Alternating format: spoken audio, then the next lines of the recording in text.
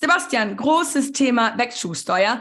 So ein Thema, was unglaublich wichtig ist. Leute, die aus Deutschland weg ins Ausland ziehen wollen, müssen sich damit befassen, müssen dafür so ein richtig solides Verständnis entwickeln.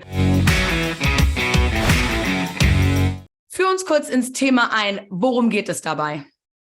Genau, also grundsätzlich, wer an Kapitalgesellschaften im In- und Ausland beteiligt ist und in Deutschland wohnt, da gibt es verschiedene Bedingungen, also zum Beispiel die letzten 7 Jahre in einem 12-Jahres-Zeitraum, der muss eine Wegzugsteuer bezahlen. Das heißt, dort werden die Anteile an diesen Kapitalgesellschaften bewertet und dann muss man einen sogenannten fiktiven Veräußerungserlös versteuern.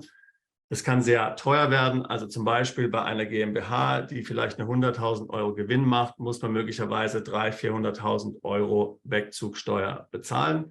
Das heißt also, wow, hier ist gute Planung notwendig. Absolut. Und immer so, wenn es so Regeln gibt, gibt es auch Ausnahmen. Gibt es irgendeine Art und Weise, wo man sagt, unter diesen Umständen muss man sowas einfach nicht bezahlen oder muss man sich tatsächlich mit dem Regelwerk auseinandersetzen und verschiedene Arten von der Gesellschaft gründen? Genau, also es gibt tatsächlich einige Möglichkeiten, komplett legal die Wegzugsteuer zu vermeiden. Also eine Möglichkeit wäre jetzt zum Beispiel erst seit 3 Jahren in Deutschland wohnt, weil er davor 4 Jahre nicht in Deutschland gewohnt hat, muss keine Wegzugsteuer bezahlen. Oder eine andere Möglichkeit, man kann zum Beispiel die GmbH in eine GmbH und Co. KG Holding hineingeben.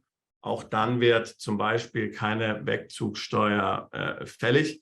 Es gibt verschiedene Möglichkeiten. Heute wollen wir uns mal befassen mit einer Möglichkeit, die nicht so bekannt ist. Das ist die sogenannte atypische stille Gesellschaft als Option, die Wegzugsteuer zu vermeiden. Und kann man diese Option in allen Fällen anwenden oder gibt es da auch bestimmte Umstände, wo man sagt, nein, dann ist es eigentlich nicht möglich? Tja, das ist eine gute Frage. Also ich würde mal sagen, sie ist eigentlich sehr universell einsetzbar, diese Methode. Allerdings muss man sich da immer von seinem Steuerberater oder Rechtsanwalt in Deutschland konkreter zu beraten lassen, weil es gibt natürlich bei einer atypischen stillen Beteiligung, bei der ich dann jemand anders an der Gesellschaft beteilige, Regeln zu beachten. Also fällt da Schenkungssteuer an, was bezahlt derjenige für diesen Anteil? Also da muss man sehen im Detail, was hier günstig und möglich ist. Aber grundsätzlich ja, lässt sich immer verwenden. Okay. Und was ist die gesetzliche Grundlage dafür? Also grundsätzlich ist ja eine atypische stille Gesellschaft letztlich eine Rechtsform, bei der die Kapitalgesellschaft GmbH letztlich aus steuerlicher Sicht umgewandelt wird in eine Personengesellschaft. Ja? Und bei einer Personengesellschaft fällt ja keine Wegzugsteuer an. Also das heißt, selbst wenn ich heute an einer GmbH und Co. KG beteiligt bin und ins Ausland umziehe, fällt ebenfalls auch keine Wegzugsteuer an, weil ja Deutschland weiterhin das Besteuerungsrecht an diesen Erträgen und möglichen Veräußerungen der Gesellschaft behält. Das Gleiche passiert dann bei der atypischen stillen Gesellschaft. Die wird sozusagen dann tatsächlich zur Personengesellschaft. Damit fällt das Risiko Wegzugsteuer weg. Und wie komplex ist denn so ein Prozess, sowas aufzustellen? Ist das sowas, was von langer Hand geplant sein muss? Ist das, wo man, du sagtest, man soll das auf jeden Fall mit seinem Rechtsanwalt, mit seinem Steuerberater absprechen. Aber ist das sowas, wo man viel Zeit einplanen muss oder geht das relativ zeitnah? Geht relativ zeitnah. Also es ist eine erstaunliche Ausnahme hier für Deutschland. Wow, in der Tat. Also das heißt, man wird sicherlich natürlich einen Anwalt oder einen Notar brauchen, der dann die stille Beteiligung hier natürlich dann auch entsprechend schriftlich festhält. Und natürlich ist ja klar, also ich meine, wenn ich jemanden meiner Firma beteilige, der kriegt dann auch letztlich hier tatsächlich Gewinne von der Firma. Ich meine, kann ich nicht irgendeinen Wildfremden nehmen, das muss ich mir schon überlegen. Also ist es ein Familienmitglied oder wie mache ich das? Da gehen jede Menge Überlegungen natürlich rein. Denn wie gesagt, ich beteilige ja eine dritte Person an meinem Unternehmen mit allen Rechtsfolgen, also Gewinnbeteiligung etc. Das kann man nicht auf die leichte Schulter nehmen. Problemfälle. Was ist so eine Sache, wo du zu deinen Kunden, zu deinen Klienten sagst, okay, das ist was, da müsst ihr unbedingt drauf achten. Aus Erfahrung weiß ich, hier sind Probleme, die auftauchen können. Du sagtest gerade, das ist natürlich, man bindet dadurch jemanden in sein Unternehmen und da muss man sich Gedanken drüber machen, diese familiäre Beziehung, die dann natürlich dadurch entsteht. Was für Sachen könnten dazu zu Stolpersteinen führen? Also grundsätzlich, die meisten Mandanten würden hier ein Familienmitglied wählen, was hier in diese atypisch stille Gesellschaft mit einsteigt. Eltern, Geschwister und sowas. Ja, aber wie gesagt, man muss natürlich dann beachten, dass ich dann dieses Familienmitglied dann auch bei mir in der Firma drin habe. Und möchte ich das wirklich? Also das heißt, wie hoch werden die zum Beispiel überhaupt beteiligt? Ja. Diese Beteiligungsformalitäten sind im Grunde das, was am wichtigsten ist. Und was passiert dann, wenn zum Beispiel diese Person auf einmal sagt, ich möchte jetzt nicht mehr beteiligt sein? Ja? Dann muss ich hier natürlich einen Ersatz finden, was dann auch kompliziert sein kann. Also sogenannte, auf Englisch sagt man Contingency, also Planung für einen Ausnahmefall sind hier wichtig. Wir haben darüber gesprochen, dass es verschiedene Arten und Weisen gibt, wie man die Wegzugsteuer vermeiden kann. Und das hier ist so ein Weg, wie man das machen kann, über die atypische stille Gesellschaft.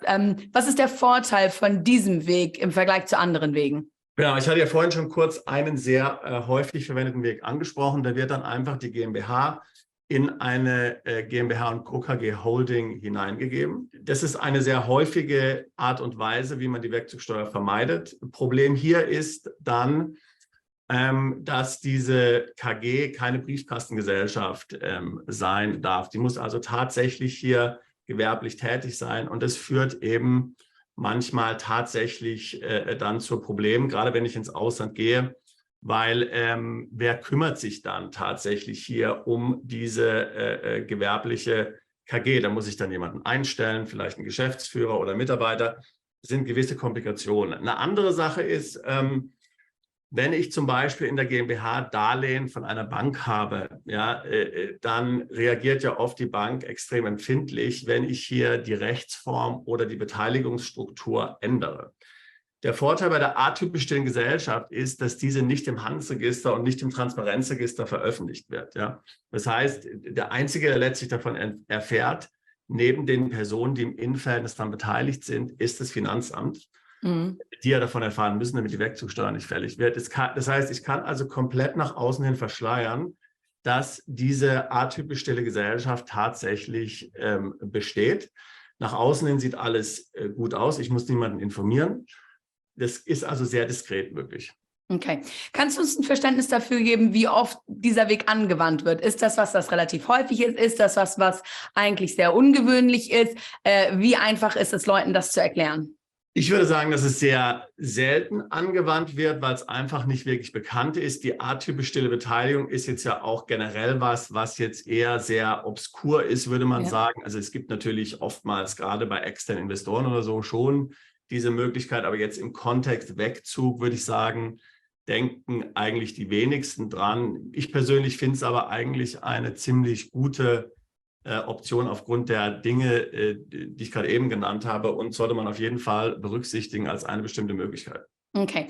Jetzt haben wir viele Leute, die diesen Podcast zuhören und sich denken, okay, was ist das Allerwichtigste, was ich mir überlegen muss, wenn ich diese Art von Prozess benutzen möchte, um die Wegzugsteuer zu vermeiden? Ich denke, der Key Takeaway ist nochmal der Punkt, den wir vorhin besprochen haben. Ich muss jemanden am Unternehmen beteiligen, was ich ja bei den anderen Modellen, wie zum Beispiel das KG-Modell, die GmbH eine KG einbringe, nicht machen muss. Okay. Hier muss ich tatsächlich jemanden involvieren, Familienmitglied, fremden Dritten und das benötigt halt eine gewisse Vorsicht, Weitsicht und Planung. Okay, super. Vielen Dank, Sebastian.